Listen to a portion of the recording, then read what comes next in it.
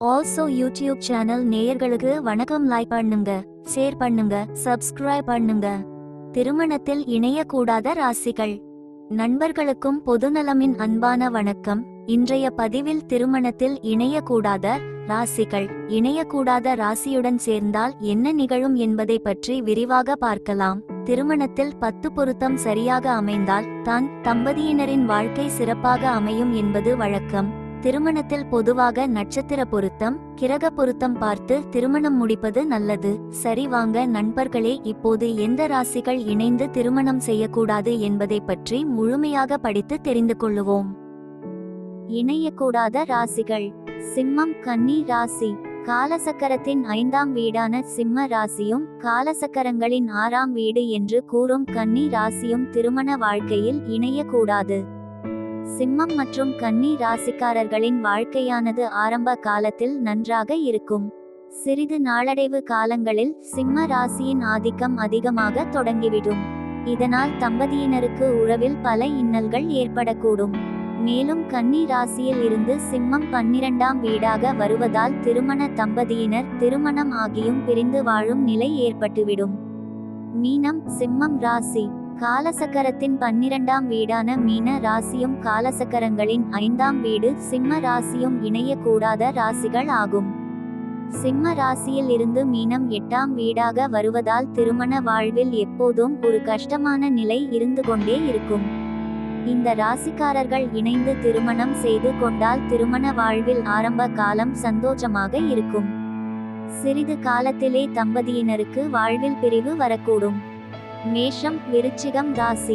காலசக்கரத்தின் முதல் வீடான மேஷ ராசியும் காலசக்கரத்தின் 8ஆம் வீடான விருச்சிக ராசியும் திருமண வாழ்க்கையில் இணையக்கூடாத ராசிகள் ஆகும்.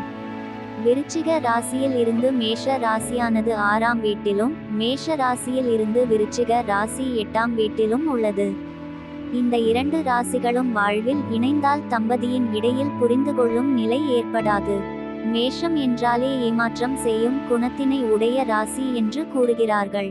விருச்சிகம் ராசி என்பது பொறாமை குணம் கொண்டவையாகும். இந்த ராசிக்காரர்களிடம் விட்டு கொடுக்கும் மனப்பான்மை இருக்காததால் வாழ்க்கையில் விரிசல் நிகழும். ரிஷபம், கும்பம் ராசி. காலசக்கரத்தின் 2ஆம் வீடான ரிஷபமும் காலசக்கரத்தின் 11ஆம் வீடு என்று சொல்லக்கூடிய கும்ப ராசியும் வாழ்க்கையில் சேரக்கூடாத ராசியாகும். ரிஷப ராசிக்காரர்கள் வாழ்க்கையில் அடுத்தவர் முன் ஆடம்பர வாழ்க்கையை வாழ ஆசைப்படும் ராசிக்காரர்கள் ஆவர். கும்ப ராசிக்காரர்களிடம் இந்த தன்மை இருக்காது. சில நேரத்தில் 2 ராசிக்கும் இணைந்தாலும் வாழ்க்கையில் பொறாமை குணம் வந்துவிடும். ரிஷப ராசிக்காரர்கள் காதல், அன்பு, அழகு, பொறுமைகளை கொண்டுள்ள ராசியாகும்.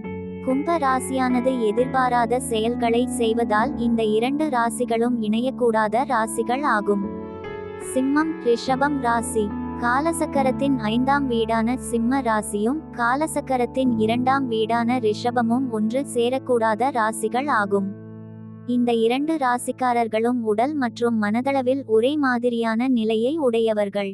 இந்த ராசிக்காரர்களின் போட்டி மனப்பான்மை வாழ்வின் நாளடைவில் பிரிவை ஏற்படுத்தி விடும். மிதுனம், கடகம் ராசி.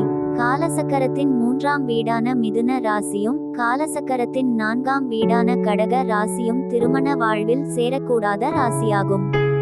கடக ராசியில் இருந்து மிதுனம் 12ஆம் வீடாக வருவதால் இந்த தம்பதியினருக்கு ஐஞ்சைனபோகம் குறைவாக காணப்படும். இந்த 2 ராசிக்காரர்களும் அமைதியான வாழ்க்கையை வாழ ஆசைப்படும் தம்பதியினர்கள்.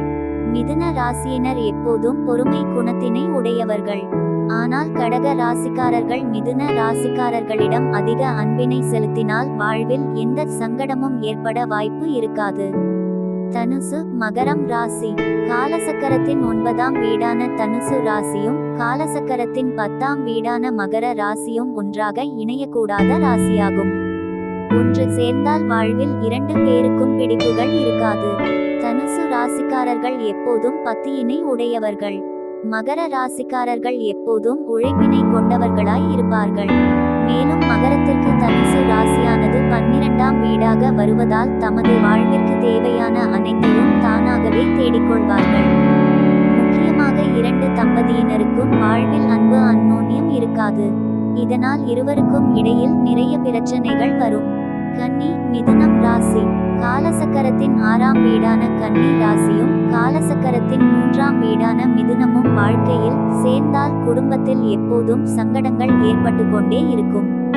இந்த 2 ராசியும் ஒன்று சேர்ந்தால் அவர்களுக்குள் எப்போதும் பண பிரச்சனைகள் இருந்து கொண்டே இருக்கும். இந்த 2 ராசிக்காரர்களுக்கும் அறிவுத்தன்மை அதிகமாக இருந்தாலும் மிதுன ராசியானது அன்பு மட்டும் போதும் என்று நினைக்கும் ராசியாகும். ஆனால் கன்னி ராசியானது பண சேமிப்பு முக்கியம் என்று நினைக்கும் ராசியாகும். இதனால் இந்த ராசிகள் இணையக்கூடாத ராசியாகும். மிதுனம் விருச்சிகம் ராசி. காலசக்கரத்தின் 3ஆம் வீடான மிதுன ராசியும் காலசக்கரத்தின் 8ஆம் வீடான விருச்சிகமும் இணையக்கூடாத ராசியாகும். இந்த ராசிக்காரர்களிடம் விட்டு கொடுத்து போகும் மனப்பான்மை இருக்காது. மேலும் மிதுனம் ராசியில் இருந்து விருச்சிகம் 6ஆம் வீடாக வருகிறது.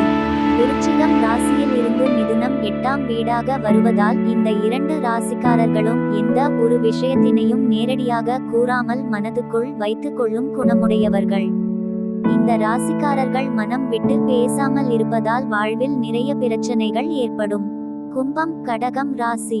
காலசக்கரத்தின் 11ஆம் வீடான கும்ப ராசிக்காரர்களும் காலசக்கரத்தின் 4ஆம் வீடான கடக ராசியும் ஒன்று சேரக்கூடாத ராசிகள் ஆகும். இவர்களுக்குள் எப்போதும் விரிசல் இருந்து கொண்டே இருக்கும். கும்பம் மற்றும் கடகம் 6, 8ஆம் ராசியாக வருவதனால் இந்த தம்பதியினருக்கு வாழ்க்கையில் எப்போதும் நம்பிக்கை குணம் இருக்காது. கும்ப ராசிக்காரர்கள் நினைத்தால் அவர்களுடைய வாழ்க்கையை சிறப்பாக மாற்ற முடியும்.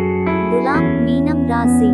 காலசக்கரத்தின் 7ஆம் வீடான துலாம் ராசியும் காலசக்கரத்தின் 12ஆம் வீடான மீன ராசியும் வாழ்வில் இணைந்தால் எப்போதும் புது விதமான பிரச்சனைகள் ஏற்பட்டு கொண்டே இருக்கும். வாழ்க்கையில் வரும் பிரச்சனைகளை எப்படி முறையாக தீர்ப்பது என்று இவர்களுக்கு தெரியாது. இதனால் இந்த 2 ராசியும் சேர்ந்தால் வாழ்க்கையானது செழிப்பாக இருக்காது. மேஷம் கடகம் ராசி. காலசக்கரத்தின் முதல் வீடான மேஷ ராசியும் காலசக்கரத்தின் 4ஆம் வீடான கடக ராசியும் ஒன்று சேர்ந்தால் மன வாழ்க்கையில் அந்யோன்யம் இருக்காது. இந்த 2 ராசியினரும் எண்ணங்களால் ஒத்து போவார்கள். ஆனால் ஒருவரின் மேல் ஒருவர் அக்கறையாக இருக்க மாட்டார்கள். இதனால் இவர்களின் வாழ்வில் விரிசல் உண்டாகக்கூடும். நம் அனைவரின் வாழ்விலும் திருமணம் மற்றும் குழந்தை பாக்கியத்தினை இறைவன் கொடுத்த வரமாகும். உலகினில் பிறக்கும் அனைத்து ஆன்மாக்களிலும் இறைவன் இருக்கிறார்.